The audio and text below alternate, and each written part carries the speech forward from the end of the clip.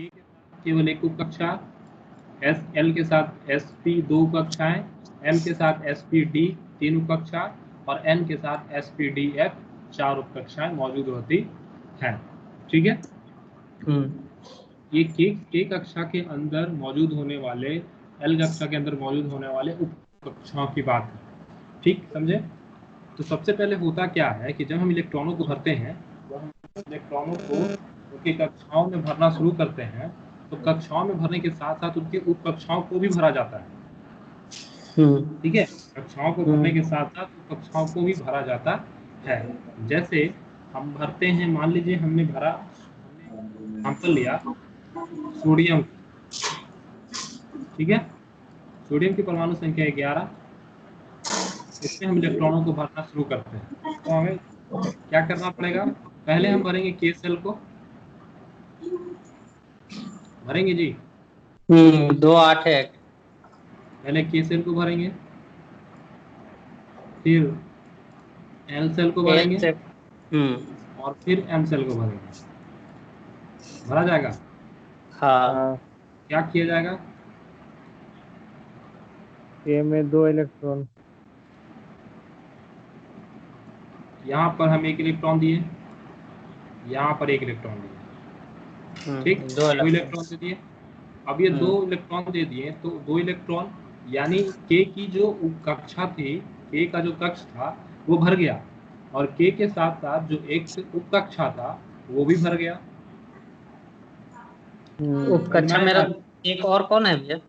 S 2 8 के कक्ष, जैसे हमने ये एक पहला वाला कक्ष बनाया ना, हाँ, के जो सेल बनाए हम जो पहला वाला कक्ष बनाए वो उसमें के है।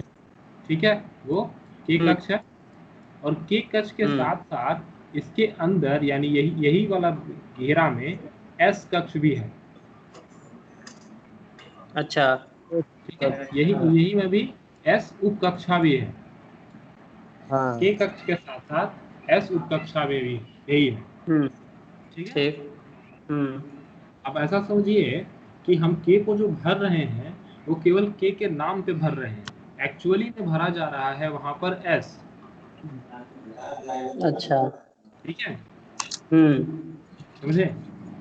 हाँ, नाम पर एस भरा गया। अगर एस भरा हुआ है कंप्लीट, यानी के पूरा तरीके से कंप्लीट भरा हुआ है। पहली बात क्लियर? दूसरा वाला पे चलते हैं। दूसरे वाले में ये कहाँ कितना भराएगा? 1 इलेक्ट्रॉन, कितना भराएगा यहाँ जी? यहाँ 8 भराएगा। 8 भराएगा। तो 8 जब ये भराएगा, 8 भर गया, 3 3 6 एक साथ, ये 8 भर गया। ठीक है ना? तो हमने जो सेकंड वाली कक्षा में 8 भरा, यानी एल कक्षा में 8 भरा, तो हमने एल कक्षा को, मान लीजिए कि हमने एल कक्षा की 2 उप कक्षाओं को भरा है। ठीक है, ये जो एल कक्षा था, देखिए समझिएगा, ये हमारा है एल कक्षा, इसको हम बोले कि ये है हमारा एल कक्षा। ठीक है, सॉरी एक सेकंड, एल कक्षा में ये अंदर वाला को बोल देती है आप एल, जहां हम भरे हैं ना ये, इसको जो भी 8 इलेक्ट्रॉन भर दिए, हम जो अभी 8 इलेक्ट्रॉनों को भरे हैं वो आपकी एल कक्षा है। ठीक है, एल कक्षा को भरा है, यानी एल कक्षा को भरने का मतलब है कि इसके अंदर जो जो उप कक्षाएं थी वो भी भरी जा चुकी है। हाँ, ठीक है, और उसको हमने कैसे भरा है? उसको तो हमने भरा नहीं, वो तो डायरेक्टली अपने आप भर गया। कैसे भरा वो? तो एल कक्षा के यहाँ जो ये कक्ष जो हुआ ब्लू वाला बना है और हरा वाला जो उसमें डॉटेड दिए हैं, इस कक्षा में विजिबल जो चीज नहीं है वो है ये एक एस कक्षा, एक है छोटा एक्स कक्ष। ठीक है, इसमें क्या भरा हुआ है? 2 इलेक्ट्रॉन। फिर एक बड़ा सा कक्ष जो है ये एस है, और ये है पी, जिसमें भरे हैं 6 इलेक्ट्रॉन।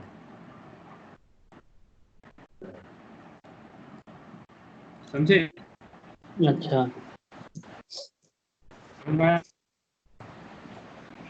अमित समझ में आया है कि चला गया क्या? हाँ भैया यहाँ बहुत साउंड आ रहा है एकदम चोंगा का, सुनाई नहीं दे रहा कुछ। नहीं दे रहा। मतलब इधर हल्ला कर रहा है लोग, शिव चर्चा ना, इधर ही चोंगा कर दिया है। मतलब भैया एल कक्षा में जो एस का 2 लिए है और पी का जो लिए है 6 लिए हैं। तो जाकर के ये 6 2 8 भरा गया ना, इसका 2 हाँ और इसका 6 हाँ मिल करके एल कक्षा में भरा गया 8। हाँ ठीक है। ठीक है, हाँ 8 भर रहे हैं, इसका मतलब आप कितना भर रहे हैं, एस में 2 इलेक्ट्रॉन भर रहे हैं और पी में 6 इलेक्ट्रॉन भर दे रहे हैं। आए बात समझ में? यार अमित विशाल, मतलब अगर हम ऊपर वाले इस डाटा में देखें कि अगर हम के में 2 इलेक्ट्रॉन भरते हैं, के में 2 इलेक्ट्रॉन होता है तो एस में भी 2 इलेक्ट्रॉन होता है। अगर एल में 8 इलेक्ट्रॉन होता है तो वहां पर हम क्या करते हैं, एस में इसको कैसे करते हैं, एस 2 ले लेता है और पी अपना 6 ले लेता है, मिलकर के 8 हो जाता है। उसी तरीके से एम में कितना होता है, एम में 18 होता है। 18। ले लेगा 10। यहाँ देखिए ये 18 वाला देखिए कैसे बटेगा। पहले ये छोटा एस वाला, ये एस जिसमें 2 इलेक्ट्रॉन, फिर यहाँ पर पी वाला, ये पी जिसमें कितना इलेक्ट्रॉन, 1 2 3 4 5 और ये 6 ये भरेगा। उसके बाद भरेगा कौन सा, भरेगा पी वाला भरेगा। 2 यहाँ भरा गया, 6 यहाँ भरा गया और बचा कितना अब 10 8 10 बच गया। 10 यहाँ पर आएगा, 18 भरा गया एम में। एम में 18 हो गए, एस के 2, पी के 6, डी के 10, है ना जी, समझ में आया?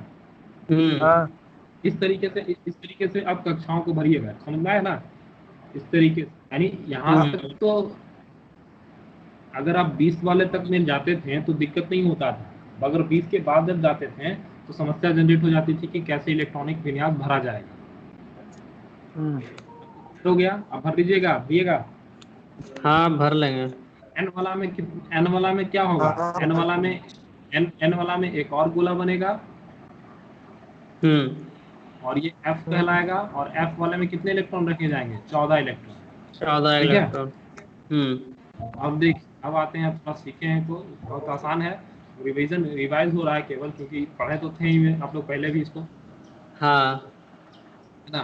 तो चलिए देखिए, कल बता रहे थे आयरन का, आयरन की परमाणु संख्या होती है 26।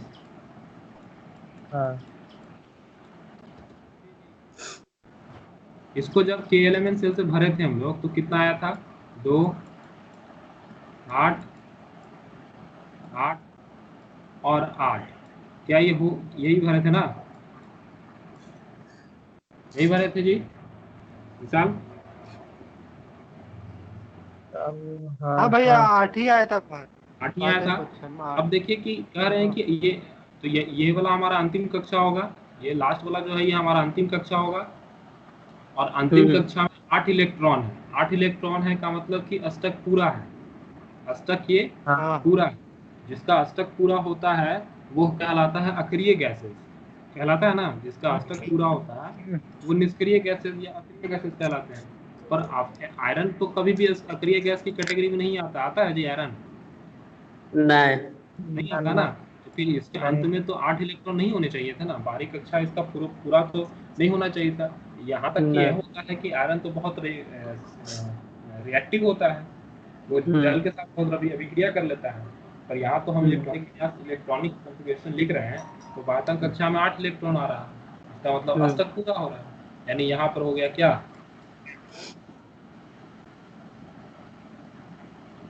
लिखने में हो गई है गलती।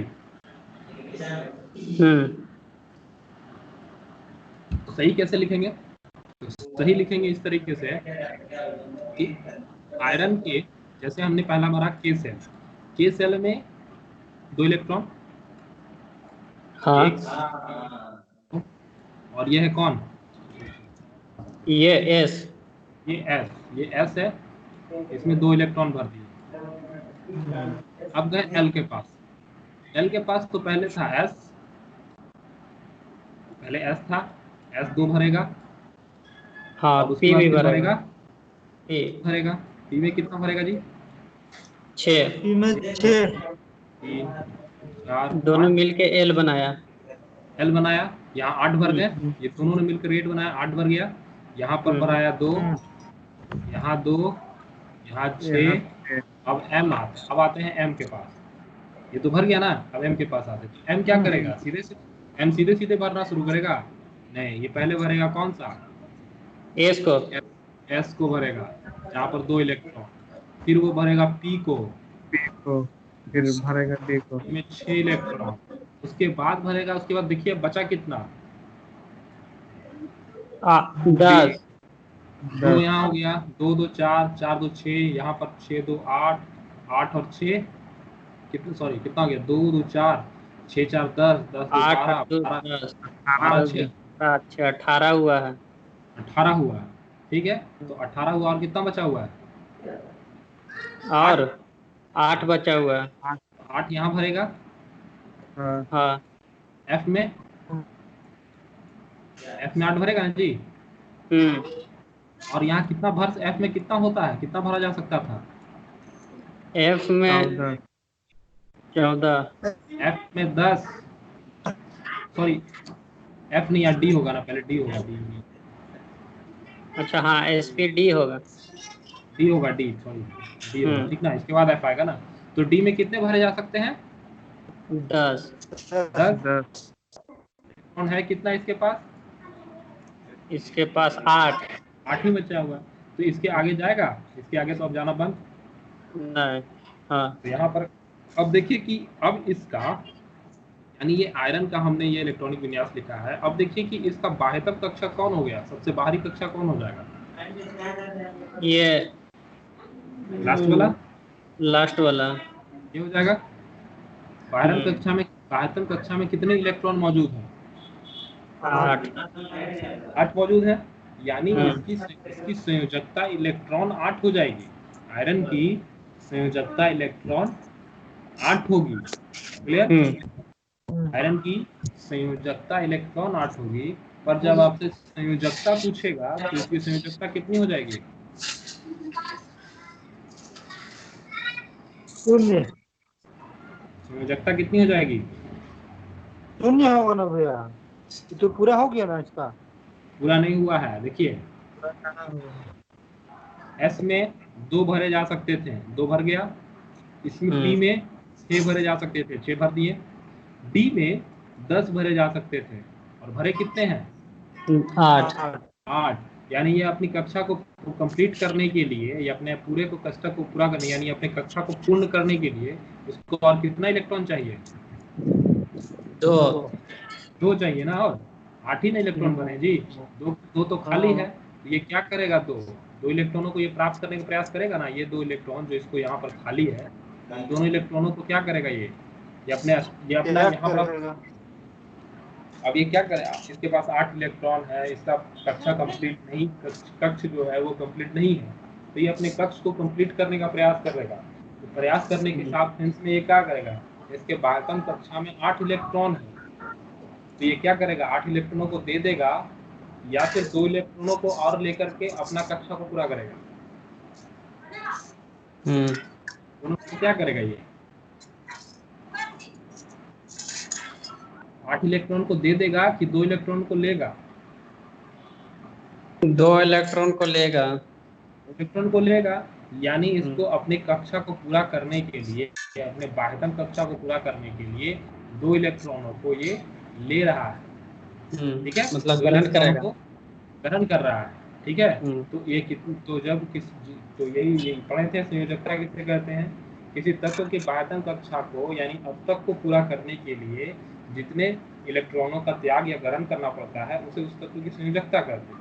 तो ये दो तत्वों को ग्रहण कर रहा है, इसलिए आयरन की संयोजकता कितनी हो जाएगी? आयरन की संयोजकता क्या हो जाएगी जी? तो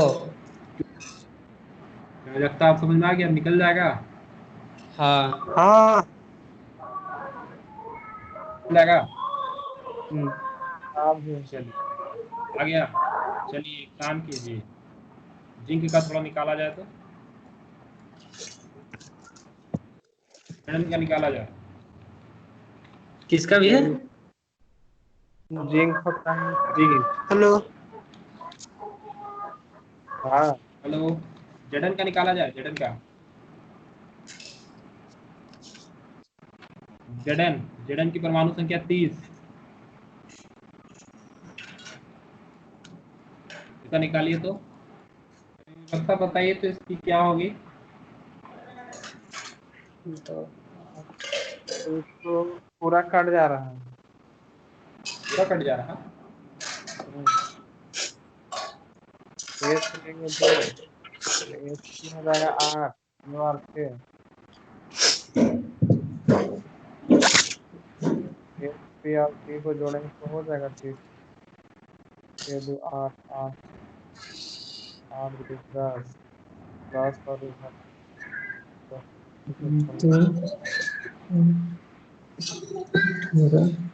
18 10 28, 22 में ही तो निकलेगा।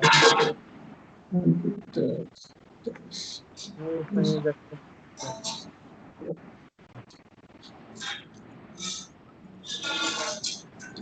इसमें भी दो। संयोजक का 2 निकलेगा।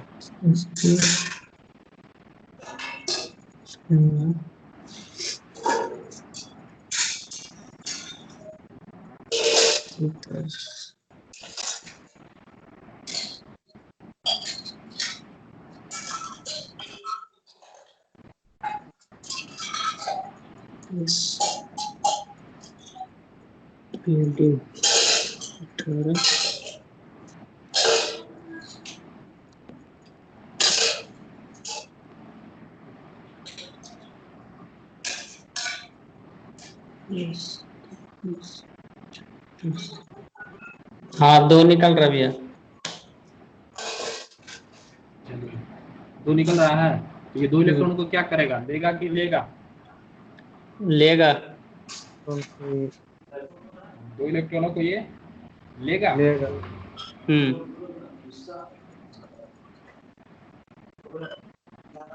इसके पायतन कक्षा में कितने इलेक्ट्रॉन हैं? 10 नहीं लेगा नहीं, कि देगा भैया, कहे कि 2 इलेक्ट्रॉन बच रहा है। इसके पायतन कक्षा में 2 ही इलेक्ट्रॉन बच रहा जी। हाँ F को पूरा भरने के लिए 14 इलेक्ट्रॉन चाहिए, सही है ना? इसकी पायतन कक्षा तो अब जिंक की पायतन कक्षा तो यही हो गई।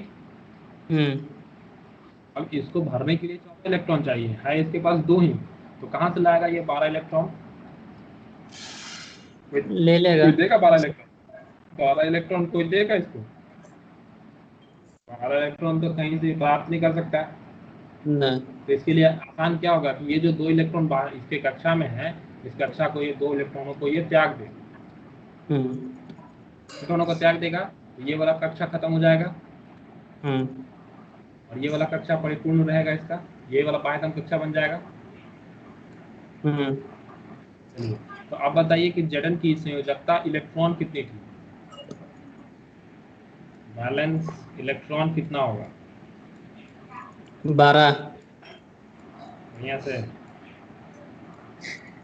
संयोजकता इलेक्ट्रॉन ना। संयोजकता इलेक्ट्रॉन, संयोजकता इलेक्ट्रॉन का परिभाषा बोलिए तो, याद है? हाँ भैया। बोलिए तो।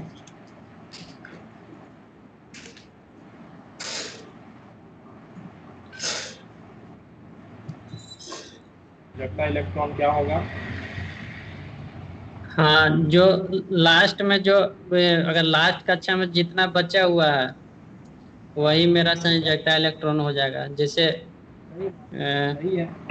देखिए तो इसका लास्ट कक्षा में कितना इलेक्ट्रॉन बचा हुआ था? F में कितना इलेक्ट्रॉन है? यही F ना इसका लास्ट कक्षा था। हाँ और तो उसमें कितने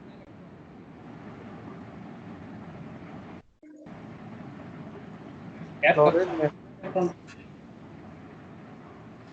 हेलो। हाँ बोलिए साहब। एफ कक्षा एक में इसका एफ में कितना इलेक्ट्रॉन था? ये जो 14। जो 14 था। जिंक के लिए एफ कक्षा में 14 इलेक्ट्रॉन था? नहीं नहीं ना था जी। नहीं। नहीं गड़बड़ नहीं, समझने में दिक्कत हो रहा है। चलिए एक और चीज से समझाते हैं। देखिए थोड़ा देखिए फिर से, ठीक ना?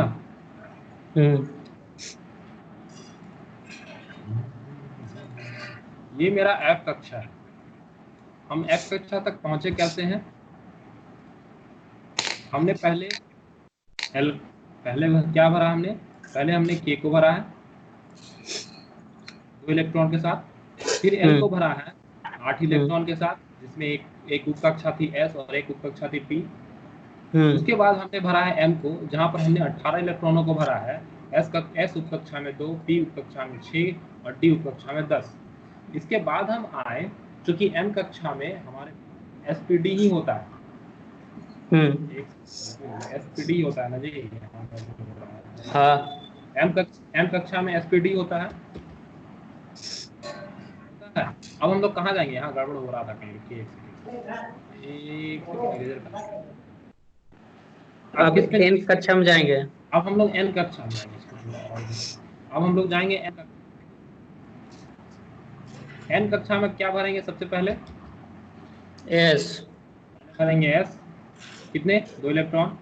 2 इलेक्ट्रॉन। और उसके बाद भरेंगे एस पी एस में यहाँ भर दिए हम लोग 2 इलेक्ट्रॉन। एसपीडी। पी पे 6 इलेक्ट्रॉन भरे जाते हैं। हाँ क्या कितने इलेक्ट्रॉन है हमारे पास? गिनती करके नहीं है, देखिए तो। एस तक है मेरे पास। एस ही तक है केवल। हाँ चलिए एस एसपीडी डी तक ना है। नहीं, 2 ही इलेक्ट्रॉन तो बच रहा है। 20 और 8 28, यहाँ पर 2 इलेक्ट्रॉन बच रहा है। एस तक 2 इलेक्ट्रॉन गया है ना जी। जिंक में एस तक 2 इलेक्ट्रॉन गया। अब देखिए थोड़ा समझिएगा कि यहाँ पर इलेक्ट्रॉनों को किस तरीके से फील, इस तरीके से हमने फील किया जिस तरीके से और तत्वों को फील करते हैं। तो क्या प्राप्त चला कि यहाँ से समस्या अब उत्पन्न हो रही है कि हमने सही भरा। यहाँ पर हमने यहाँ एल ब्लॉक को भी, एल कक्षा को भी सही भरा कक्षा और उप कक्षा के साथ। हमने एफ कक्षा एम कक्षा को भी सही भरा है, जो कक्षाएं होती है उसके साथ साथ। हमने उसके बाद जो कक्षा अगली होती है एन कक्षा, हमने वहां तक भी चले गए। और वहां तक गए तो देखें क्या कि एस कक्षा में जाकर के 2 इलेक्ट्रॉन भर गए। भर गए। अब Fe वाला को तो आसानी से निकाल लिए हम, और आयरन वाला को जो हमने इस तरीके से तोड़ा तो निकल गया आसानी से। Fe डबल प्लस निकल गया। पर जब हम उससे आगे बढ़े जिंक के पास, तो जिंक के पास गए तो पता चला कि एन कक्षा में आते ही ये 2 इलेक्ट्रॉनों को पूरा कर लिया। जिसमें हम लोग क्या देख रहे हैं कि अब कोई जगह खाली भी तो नहीं है इलेक्ट्रॉनों की इसमें। एस कक्षा में और कोई और जगह भर सकती है क्या? और इलेक्ट्रॉन रखे जा सकते हैं? नहीं रखे जा सकते। एस कक्षा पूरी की पूरी तरीके से फुल हो गई है। यानी हमारा जिंक के लिए हमने जो तरीका से, जिस तरीके से पढ़े उस तरीके से लिखे हैं, तो पाइथन कक्षा बनती है कौन? ये एन का एस वाला। हाँ यही हमारी बाहर, ये वाला जो सर्कल है यही हमारा बाहरी कक्षा बनती है। और हम देख रहे हैं कि बाहरी कक्षा तो पूरी तरीके से परिपूर्ण है जी। बाहरी कक्षा जो वो एस के साथ पूरा फील है। इसका मतलब क्या हुआ कि जडन का भी बाहरी कक्षा पूरे तरीके से फील होता है। ये पढ़े हैं? जडन का बाहरी कक्षा पूरी तरीके से फील होता है, नहीं ना पढ़े हैं जी? नहीं। जडन में तो ऐसा नहीं है ना, जडन अक्रिय गैसेस है। जिंक जो नहीं है क्या अक्रिय वो गैस अक्रिय नहीं। गैसेस नहीं ना। तो फिर अब समस्या कहाँ आ रही है? हमने इस तरीके से तो भरा, पर अब समस्या कहाँ आ रही है कि यहाँ भी गलती निकल जा रहा है। अभी भी गलती निकल जा रहा है। तो ये गलती सुधरेगा कैसे? तो ये गलती को सुधारने के लिए इसके आगे जब आए थे हम लोगों ने, तो आपको बताए थे इलेक्ट्रॉनिक विन्यास किस तरीके से लिखे जाते हैं। याद है कुछ इलेक्ट्रॉनिक विन्यास किस तरीके से लिखे जाते हैं? देखिए ये जो तरीका हम लोग लिख रहे थे, ये तरीका लिखने का सही है, परंतु कक्ष के भरने का तरीका थोड़ा सा गड़बड़ है। चलिए दिखाते हैं। संयोजकता इलेक्ट्रॉन 2 हो जाएगा ना भैया? हाँ, संयोजकता इलेक्ट्रॉन तो 2 हो जाएगा। अब वो भी देखते हैं, संयोजकता इलेक्ट्रॉन 2 होगा, ये कितना होगा। अब उसको सही तरीके से भरने के लिए ऑफबाउ ने, ठीक है ना, नाम याद रखिएगा, ऑफबाउ ने, ऑफबाउ लिख दीजिए तो भैया। ऑफबाउ ने अपना नियम दिया था,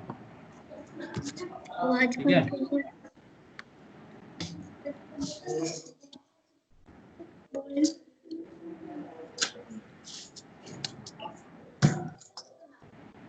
जी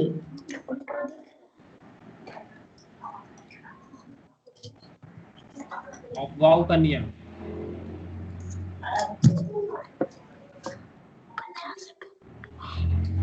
इसे क्या कहते हैं? इलेक्ट्रॉनिक विन्यास। इसे हम लोग कहते हैं इलेक्ट्रॉनिक विन्यास। वो टेबल नहीं, टेबल याद है ना, टेबल जो कट कट के लिखा जाता था। संयोजकता टेबल 1s स्क्वायर, इस तरीके से। अच्छा, हाँ वो वाला है भैया। हाँ, अमित जो भेजा था कल 2p6, उसके बाद यहाँ 3s स्क्वायर से शुरू होगा, फिर 3p6 पे जाएगा,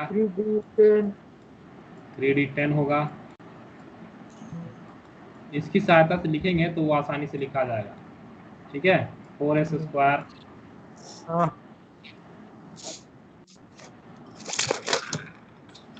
4p6, 4d10, 4f 40, 5x square,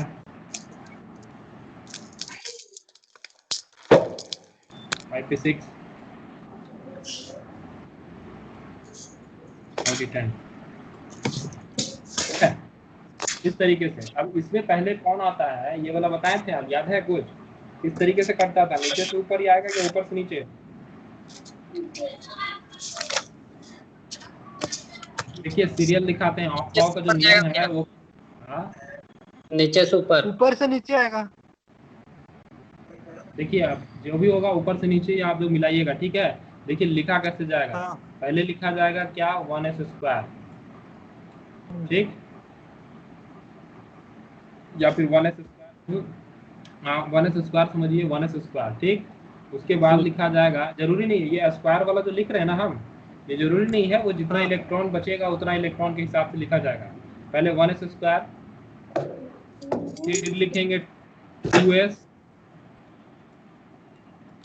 उसके बाद 2p, उसके बाद 3s,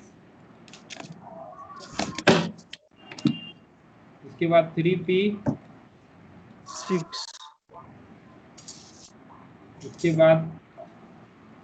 उसके बाद क्या आएगा? 4s, उसके बाद 3d10 ना, नहीं 4s स्क्वायर बता रहे हैं, फिर 3d, फिर 3d10, 3d10 के बाद 4p,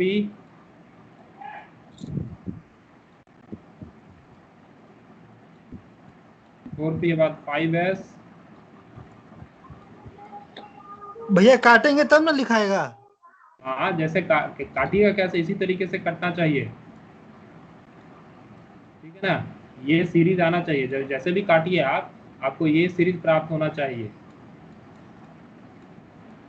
कहे ना आप लोग कि ऊपर से कटेगा या नीचे से कटेगा, ये लिख दिए कि आप देखिए आप किधर से कटेगा, ऊपर से कि नीचे से, कैसे ये प्राप्त होगा उस हिसाब से काट लीजिए।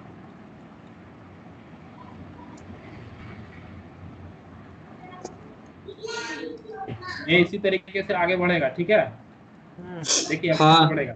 हमको पहले चाहिए 1s स्क्वायर, उसके बाद 2s स्क्वायर, फिर 2p6, उसके बाद 3s स्क्वायर। तो हम कैसे काटें? इस तरीके से। हाँ इस तरीके से। नीचे एरो। ठीक, दिए एरो नीचे रहेगा, हाँ एरो जो रहेगा वो कहाँ रहेगा? नीचे। नीचे रहेगा।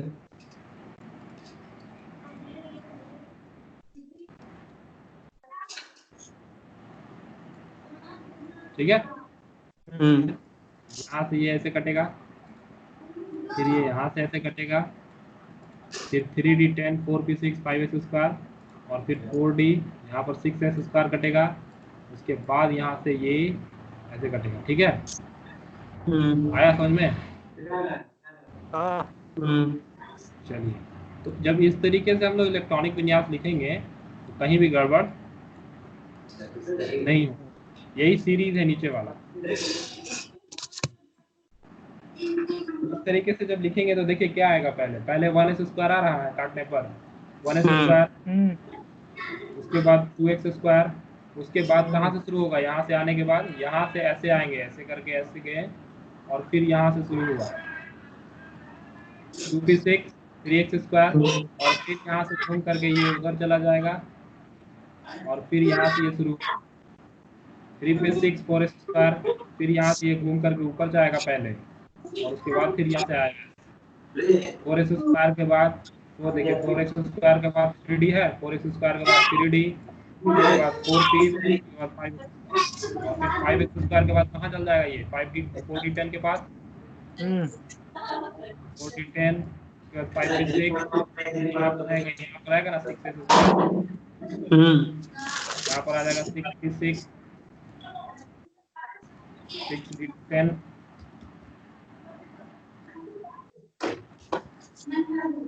क्या समझ गए ना आप जी? हाँ भैया। जो थोड़ा याद आ गया इसको लिखिएगा। हाँ लिख लेंगे बाद में।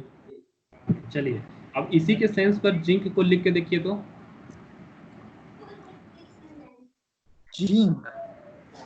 जिंक लिखा हुआ है यहाँ पर, बांट दी, ये लिखा हुआ है ना, ये पूरा यहाँ तक, कहाँ तक? किसका बनाया हुआ है भैया? हाँ कौन सा तत्वों का? ये हाँ ये वाला किसी हाँ। तत्व का बनाया हुआ नहीं है। और ये सिर्फ ऐसे।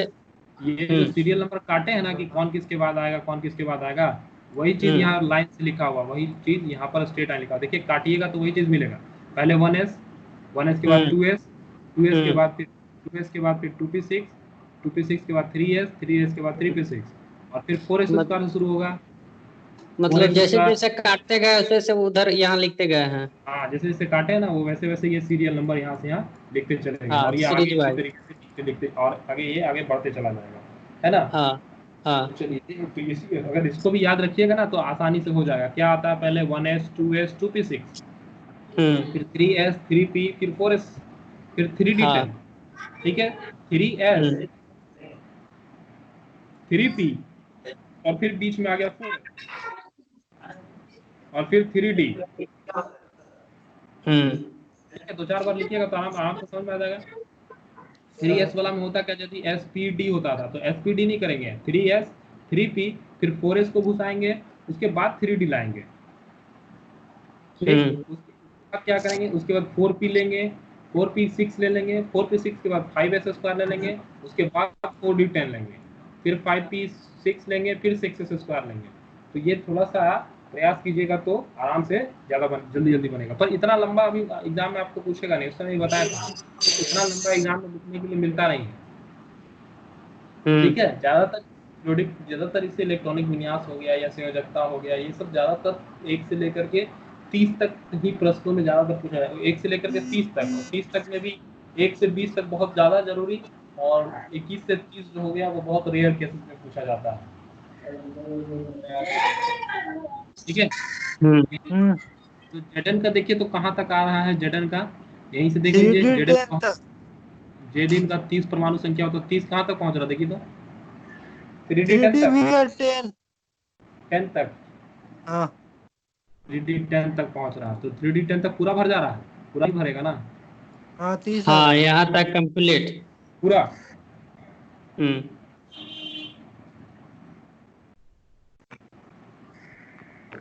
सिर्फ स्क्वायर वाला को काउंटिंग कर रहे भैया। स्क्वायर वाला को नहीं, पूरा जो सीरियल है ना यहाँ से सीरियल से गिनती कीजिए, 1s स्क्वायर भरा, फिर 2x स्क्वायर भरा, फिर 2p6 भरा, फिर 3x स्क्वायर भरा, 3p6 भरा, 4s स्क्वायर, 3d10, 2 2 तो 4 6 जिंक 10 10 2 12 12 6 18 18 2 20 20 और 10 30। 30, यानी D 3D तक गए तो ये कंप्लीट हो गया। 3D तक जा रहे हैं तो ये हमारा, हाँ 3D तक जाए तो कंप्लीट हो गया।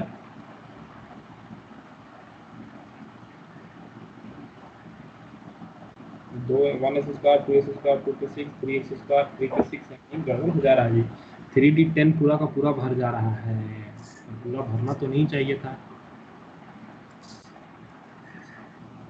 पूरा भरना तो नहीं चाहिए था, कहीं गड़बड़ हो जा रहा है, कुछ छूट गया क्या? 1s 2s 2p 3s 3p 4s 3d 4p 5s 4d 5p 6s, सही तो है। और 2 6 8 2 6 10 18 होता है, एस कक्षा में 2 6 10 14 होता है, ठीक तो है। 2 6 10 14, गड़बड़ कहाँ हो रहा है कि जेडन में भरा नहीं रहा है ये। 1s स्क्वायर 2s स्क्वायर फिर 2p6 6 4 10 3x भैया स्क्वायर ठीक है। ठीक है। हम्म।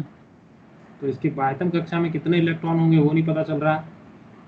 हाँ बाह्यतम कक्षा में 10 इलेक्ट्रॉन होगा ना वैसे तो अभी हम लोग पता किए थे ना भैया जिंक का। हाँ, वो तो देखें बाह्यतम कक्षा में 2 इलेक्ट्रॉन आ जा रहा था उसमें। हाँ उसमें 2 आ रहा था, यहाँ फुलफिल हो जा रहा है। दो दो आ रहा,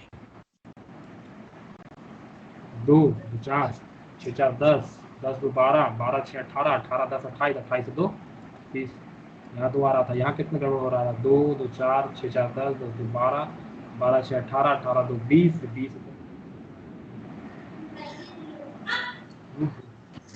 गड़बड़ है, गड़बड़ है, गड़बड़ है। कीजिए कैल्शियम को निकालिए, कैल्शियम को लिखिए तो इसी पर कैल्शियम का देखिए तो कहाँ तक आएगा? कैल्शियम का 20 होता है ना, हाँ कैल्शियम का कहाँ तक आएगा? 1s square 2s square 2p6 3x और स्क्वायर स्क्वायर तक आएगा। 3p6 4s स्क्वायर तक और आएगा। स्क्वायर। हाँ कितना हो गया? 2 2 4 6 4 10 10 2 12 12 6 18 18 2 20 30। 18 2 20,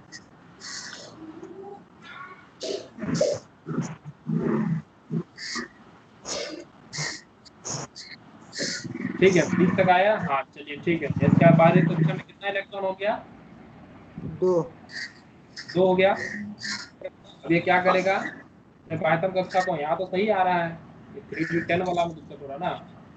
बाह्यतम कक्षा को ये, या बाह्यतम कक्षा में 2 इलेक्ट्रॉन आ रहे हैं तो इसकी, यानी जो कैल्शियम की इलेक्ट्रॉन संयोजकता है वो 2 होगी, क्योंकि बाह्यतम कक्षा में इसके 2 इलेक्ट्रॉन आ रहे हैं, और इसका जो संयोजकता है वो भी 2 होगी। ये इलेक्ट्रॉनों को त्याग देगा आसानी से त्याग देगा। ये 10 वाला नहीं समझ में आ रहा ना, ये इसके बाह्यतम कक्षा में 10 इलेक्ट्रॉन होंगे, इसके बाह्यतम कक्षा में 10 इलेक्ट्रॉन होंगे, जब बाह्यतम कक्षा में 10 इलेक्ट्रॉन होंगे तो संयोजकता इलेक्ट्रॉन की 10 होगी, और संयोजकता क्या होगी? कोई कोड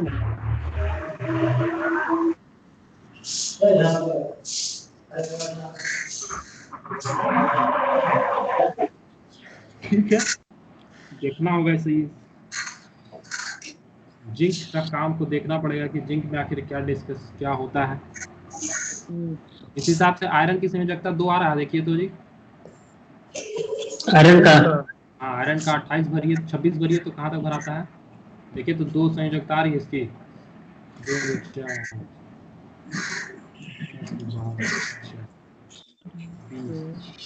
20 और 8 28, हाँ यहाँ तो ठीक आ रहा है, इसको ठीक आ रहा है।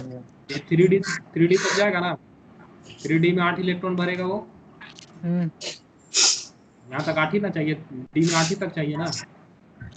2 2 4 4 6 4 10 10 2 12 12 6 18 18 2 20 20 और 8 28, यानी यहाँ 28 हो गया। अब 10 होना चाहिए था, 8 भरा, 2 इलेक्ट्रॉन खाली रह गया, हाँ इसकी संयोजकता 2 हो गई, 2 इलेक्ट्रॉनों को ये ग्रहण करेगा, यहाँ तो इसकी संयोजकता ठीक आ रही है। केवल जिंक की थोड़ी सी गड़बड़ हो रही है, जिंक का थोड़ा गड़बड़ हो रहा है। अच्छा जिंक वाला को देखते हैं, ठीक है।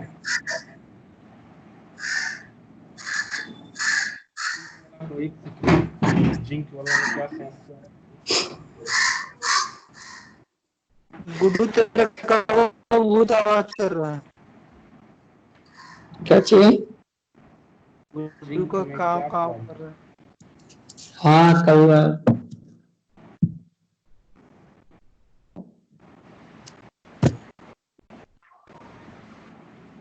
अजान हो रहा है LNC, भाई, अजान। LNC भैया इसमें आयरन का कहाँ तक लिए हैं? 3 तक, 3D 10 तक। 3D 3D8 10 नहीं 3D8 पूरा तक, नहीं 8 लिए। 3D8 छेद बार 60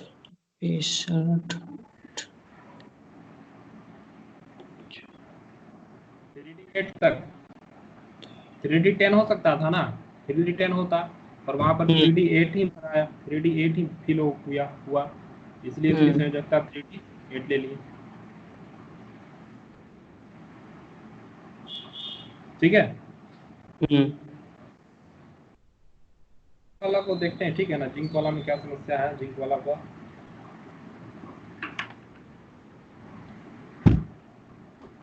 जिंक वाला में क्या प्रॉब्लम हो रहा है कुछ तो समझ आया। ये 20 तक के तत्वों को भर लीजिएगा ना, इससे पहले भी भरे हैं, अमित को भेजा था, उसको कॉपी था, वो भरा हुआ था, आप लोगों हाँ के पास 20 भी होगा तक हो ये। जाएगा। हाँ हेलो, हाँ भैया, हेलो, 20 तक हो। हेलो, हाँ भैया। हेलो, हाँ हाँ भैया आ रहा है आवाज। हाँ 20 तक, 20 हेलो, तक तो भरे थे सब लोग, आप लोग हाँ हाँ 20 तक विशाल 20 तक पहले तो भरा जाएगा। ये इलेक्ट्रॉनिक विन्यास 20 तक सीखे, बनाया। ठीक ना। 20 हम्म तक बनाए थे ना, तो उसको एक बार हाँ थोड़ा रिवाइज कर लीजिएगा, एक बार रिवाइज कर लीजिएगा तो समझ में आ जाएगा आसानी से, हाँ ठीक है। हम्म चलिए, एक थोड़ा और चीज इसके आगे थोड़ा सा समझ लीजिए, क्वांटम संख्या क्या होती है, ठीक है। इसको भर करके देखिएगा जहां तक होगा, उसके बाद बताया जाएगा उसमें जो दिक्कत होगा।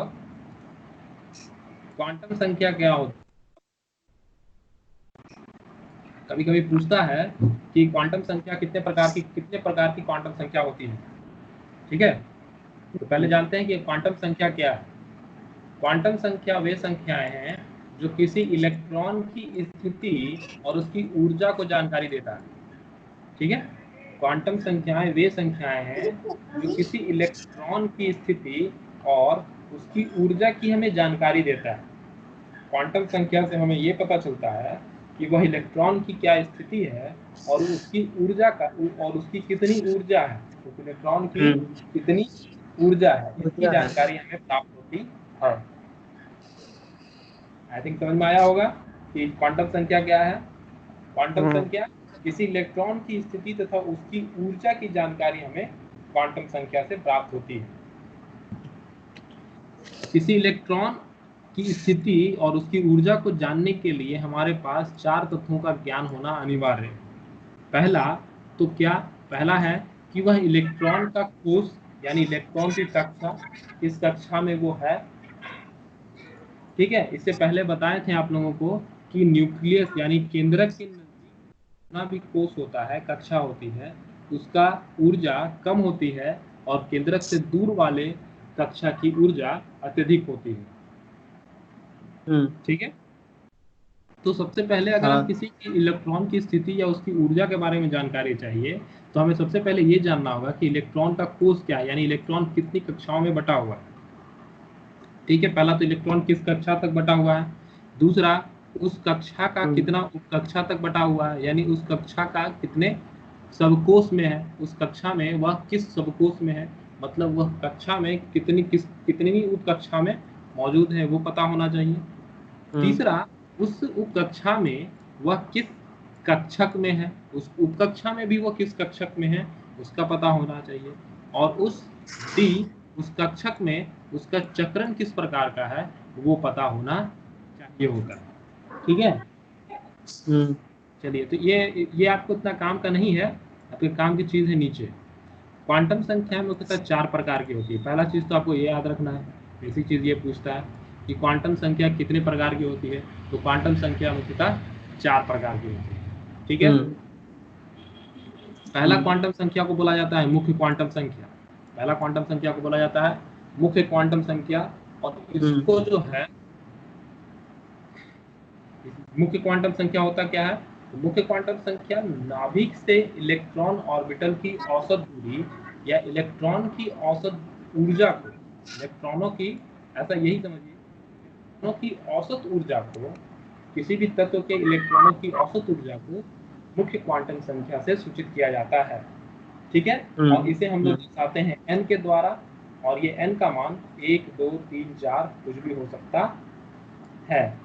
ठीक है, कोई भी पूर्णांक में हो सकता है, परंतु शून्य नहीं, कभी भी 0 नहीं होगा। हाँ, दूरी कभी 0 नहीं होती।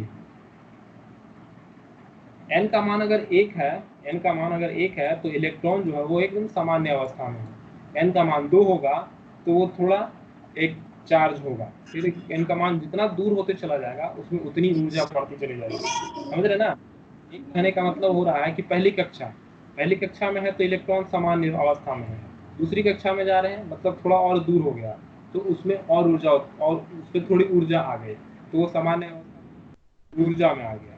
तीसरा कक्षा में गया तो वो केंद्रक से थोड़ा और दूर गया, तो जैसे जैसे केंद्रक से दूर चलते चला जाता है वो अपनी सामान्य अवस्था को खोता चला जाता है और अपने आप में ऊर्जा जनरेट करते चला जाता है। ठीक, दूसरा है दिगांशी क्वांटम संख्या। दूसरा है दिगांशी क्वांटम संख्या। ठीक, नाभिक के चारों ओर इलेक्ट्रॉन की कोणीय संवेग को यह प्रकट करता है। इलेक्ट्रॉन जो नाभिक के चारों ओर घूम रहे हैं वो एंगुलर वेलोसिटी यानी एंगुलर मोमेंटम को प्रकट करता है। ये एंगुलर मोमेंटम यानी इलेक्ट्रॉन की गति को बताता है। ठीक, इसको दिगांशी को L से सूचित किया जाता है, दिगांशी क्वांटम संख्या को L से सूचित किया जाता है। किसी भी मान के लिए L के मान का 0 से लेकर के n-1 तक कुछ भी हो सकता है। यहाँ L का मान 0 भी हो सकता है दिगांशी में।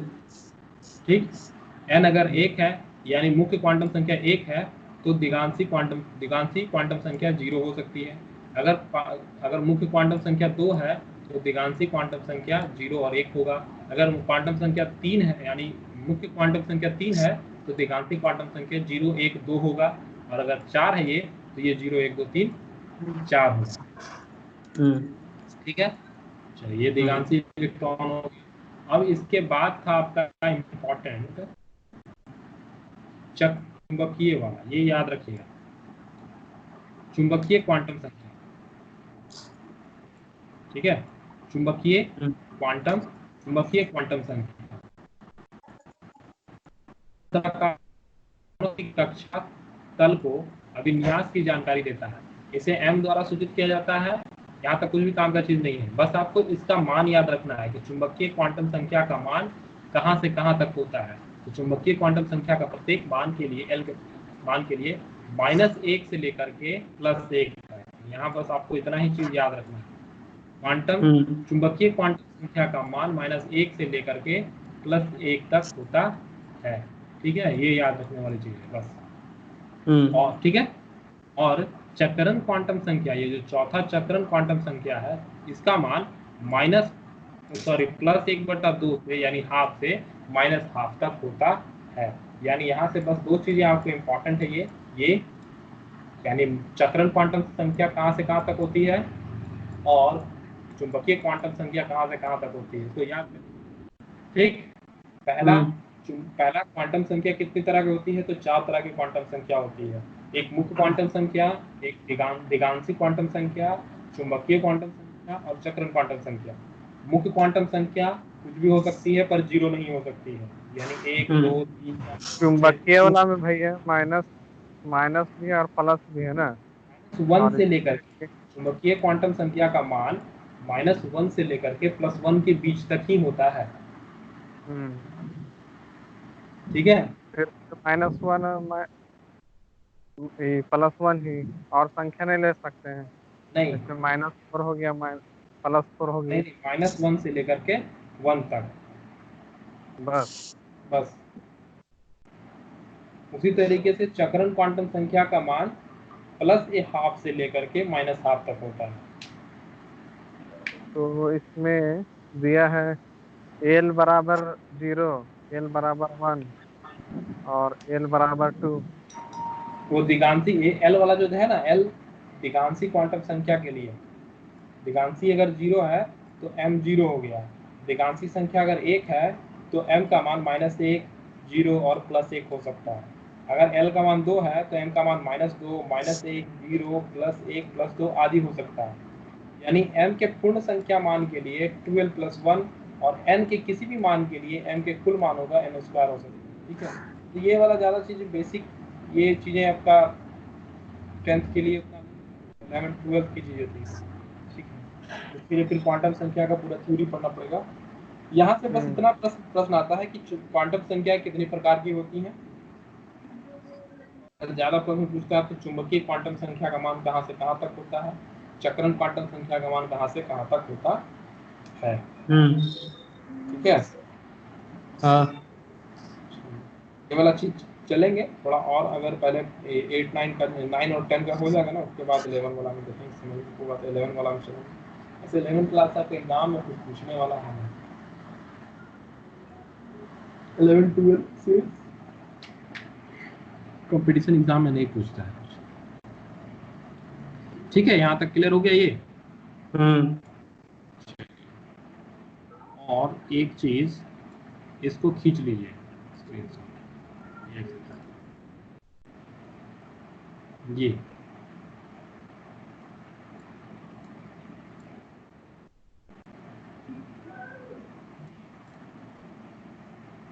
ये चीज क्वांटम संख्या, उसका प्रतीक और तथ्य ज्ञान। मुख्य क्वांटम संख्या जो पहला होता है उसका प्रतीक n होता है और ये इलेक्ट्रॉनों का ऊर्जा स्तर होता है। ठीक, दूसरा है जो दिगांशी क्वांटम संख्या है जो l होता है और ये इलेक्ट्रॉनों का उपकोष होता है। तीसरा है चुंबकीय क्वांटम संख्या, इसको दर्शाता है m से और ये इलेक्ट्रॉनों का कक्षक है। और चौथा क्वांटम संख्या चक्रण क्वांटम संख्या, इसको डिनोट किया जाता है s से और ये इलेक्ट्रॉनों का चक्रण को दर्शाता है। ठीक है, कभी कभी पूछ देता है कि मुख्य क्वांटम संख्या का संदर्भ किससे है, इन चारों में से किससे मुख्य क्वांटम संख्या का संदर्भ है। कौन सी क्वांटम संख्या का संदर्भ किससे है, चुंबकीय क्वांटम संख्या का संदर्भ किससे है।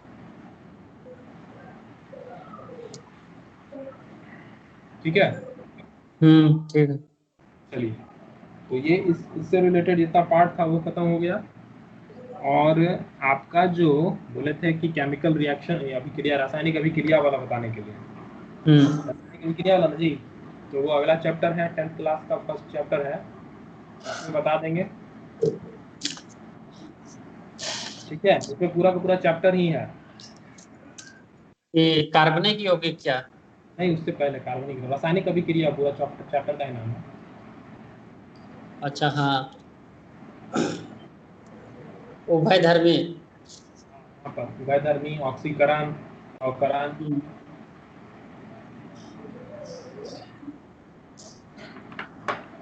इसके बाद अभी क्या पढ़िएगा वो बताइए, जिस तरीके से बताइएगा उस तरीके से पढ़ूंगा।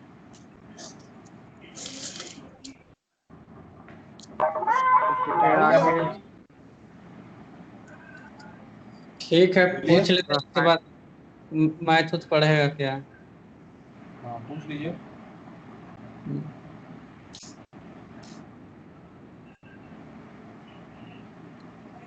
ठीक है, पूछ करके कर दीजिएगा, सुबह में या रात में जब बता दीजिएगा उस हिसाब से हाँ हाँ मैथ्स पढ़िएगा या फिर केमिस्ट्री का आगे पढ़िएगा या फिर बायोलॉजी को शुरू करें या फिर फिजिक्स वाला पीछे वाला था वो।